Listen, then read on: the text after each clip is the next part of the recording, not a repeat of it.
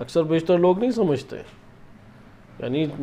جو ہم ایک فلسفے کی صورت میں ولایت فقیہ، حاکم کی ضرورت، اور یہ جو ہم ایک تفصیلی طور پہ پڑھ رہے ہیں، اکثر بیشتر لوگوں کے اذہان میں بالکل اسی طرح جیسے نبی صلی اللہ علیہ وسلم کے دور میں امت کے درمیان جب امام علی علیہ السلام کی ولایت کا اعلان کیا گیا تو سارے کے سارے فلسفہ ولایت و امامت یا خلافت کے فلسفے کو پیچھے نہیں سمجھتے تھے، اعلان سمجھتے تھے، حاکم کون بن رہا ہے یہ سمجھتے تھے، اپنے مفادات انہیں پتہ تھا، قبائلی جو حمایت اور مخالفت ہے اس کا انہیں علم تھا، اور اس کی دوش کے اوپر وہ فیصلے کیا کرتے تھے، جیسا کہ تاریخ ہمارے سامنے. مکتب تشیع قبائلیت کی دوش کے اوپر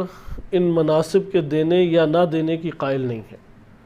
جس طرح سے ابراہیم علیہ السلام کی اولاد میں ایسے افراد